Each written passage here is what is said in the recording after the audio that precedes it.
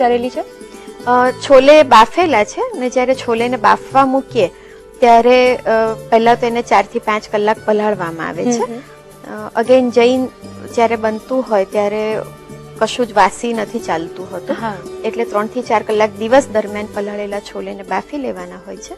અને બાફતી વખતે તેમાં એક જે કાળો એલચો આવે એ નાખવામાં આવે છે, એક ટી બેગ મૂકવામાં આવે છે જેથી એનો કલર શ્યામ થાય.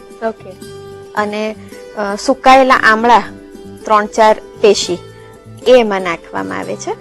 અને એક મુઠ્ઠી જેટલા ચણાની દાળ બાફતી વખતે નાખીએ છીએ. એ ઉપરાંત એની અંદર તમાલપત્ર અને 2 લવિંગ અને 1 ટુકડો તજ, એટલું બધું જ નાખી અને આદુની છીણ, સૂકવેલું આદુ એટલે સૂંઠની છીણ અથવા તો સૂંઠ જ એ નાખી અને પછી એને બાફવાના હોય છે. બાફતી વખતે 3 થી 4 વિસલ પલળેલા છોલેની વગાડીએ અને પછી લગભગ 10 થી 15 મિનિટ એને ધીમા તાપે ગેસ ચાલુ રાખીને કૂક થવા દેવાના, જેથી એ છેક અંદર સુધી ચડી જાય. ઓકે, એટલે બાફતી વખતે જ બહુ બધી કાળજી લેવાની છે, ઘણું બધું યાદ રાખવાનું છે. પણ લસણ ડુંગળીના ઉપયોગ વિના પણ ખૂબ જ ટેસ્ટી છોલે બનાવવા હોય તો આટલું તો કરવું જ પડશે. આ જે બધા તેજાણા છે એની સાથે વાનગી છોલે બફાશે તે બધાની ફ્લેવર છોલેમાં આવી જશે. ઓકે, એટલે આ બધું જ આખી પ્રોસેસ હું તો યાદ રાખું છું, વ્યુઅર્સ પણ યાદ રાખે છે. પણ આગળ વધીએ અને હવે જાણીએ કે ખરેખર શું પ્રોસેસ કરવાની છે છોલે બનાવવા માટે. તો શીખવી દો. બસ શરૂ કરી દઈએ. ગેસ ચાલુ કરીશું. ઘી અને તેલ બંને મિક્સ લઈ રહ્યા છે. બંનેમાંથી કોઈ એક વસ્તુ નાખીને પણ બની શકશે. 2 થી 3 ચમચી જેટલું ઘી લઈએ છીએ અને લગભગ એટલું જ તેલ લઈશું. જ્યારે કઠોળ બનાવતા હોઈએ ત્યારે ઘી કે તેલનું પ્રમાણ થોડુંક વધારે જતું હોય છે.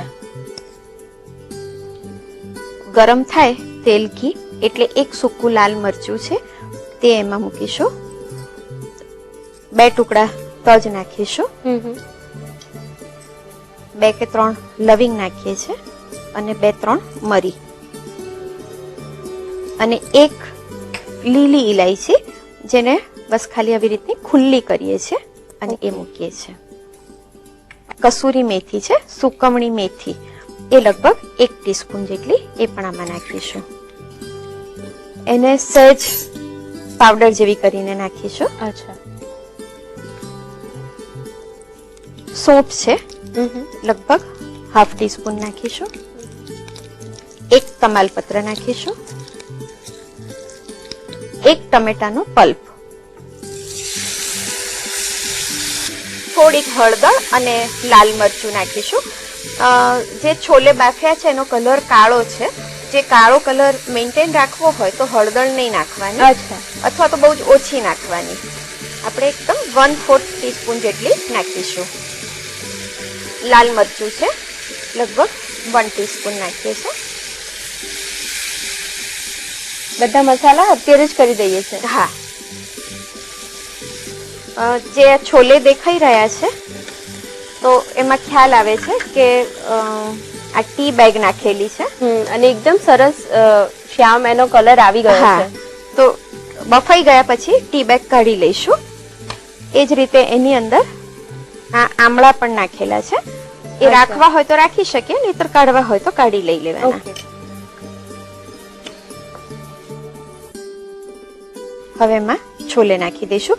છોલે બાફતી વખતે એની અંદર જે પાણી હોય એની સાથે જ છોલેને લઈશું અને ચણાની દાળ છે એ છોલેની ગ્રેવી બનાવી દેશે અને બાકીના છોલે આખા રહેશે. ઓકે, કેટલા લઈએ છે અત્યારે? લગભગ આ 100 ગ્રામ છોલે હતા જે પલળી અને બાફ્યા તો આટલા મોટો 1 કપ જેટલા થયા. ઓકે,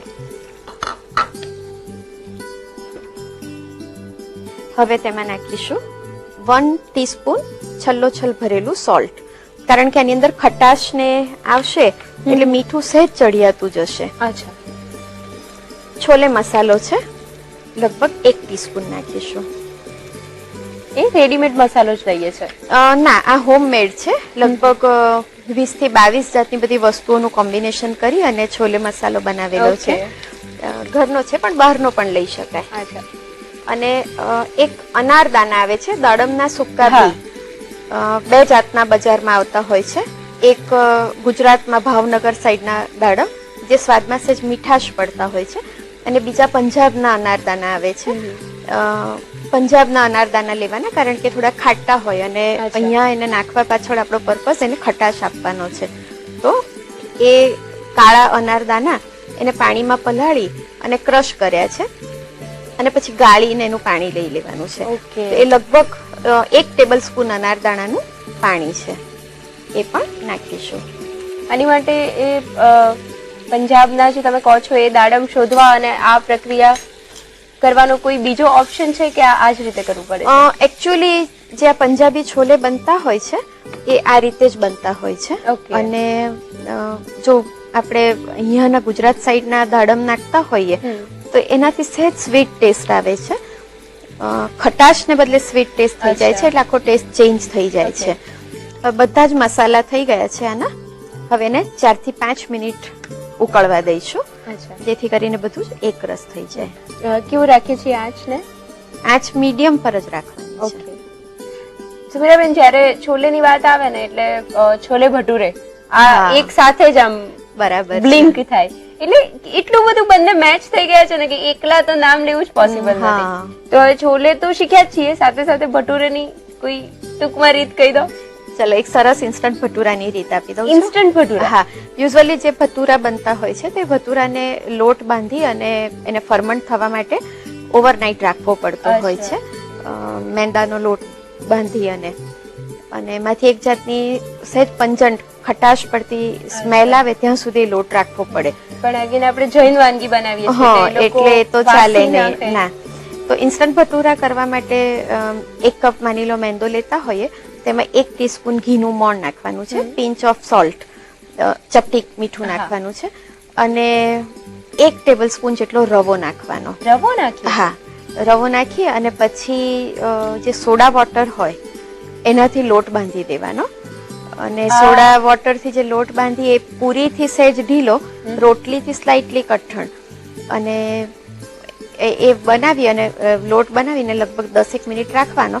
અને પછી એના લાંબી પૂરી જેવું વણી અને તળી લેવાથી એકદમ ફૂલીને ભટુરા જેવી થઈ જશે. એટલે સાદું પાણી બિલકુલ લેતા જ નથી, સોડા વોટરથી જ બાંધવાનો છે. ચલો, શોર્ટકટ એક રીત મળી ગઈ છે, અને એમાં પણ ખાસ જૈનો માટે તો ખૂબ જ ઉપયોગી છે. બહુ જ ઉપયોગી, અને ટુ ગુડ ભટુરે બનશે એનાથી. ઓકે, તો આ છોલેની સાથે સાથે ભટુરે પણ ટ્રાય કરવામાં આવશે. હા.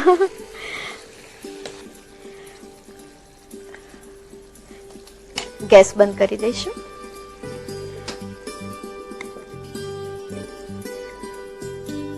છોલે બનાવીએ ત્યારે ગ્રેવી થોડીક વધારે રાખવાની, કારણ કે ઠરી જતા હોય અને પછી ગ્રેવી ઓછી થઈ જતી હોય. અચ્છા, હજુ વધારે પી જશે ચણા? હા.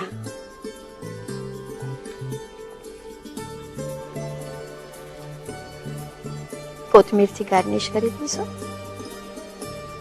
એક સરસ મજાની રીત જૈન છોલેની આપણે બનાવી અને સરસ છોલે તૈયાર કરી દીધા છે, જે રોટી, નાન, પરાઠા અથવા તો જે પ્રમાણે વાત કરી ભટુરા સાથે બહુ સરસ લાગે છે.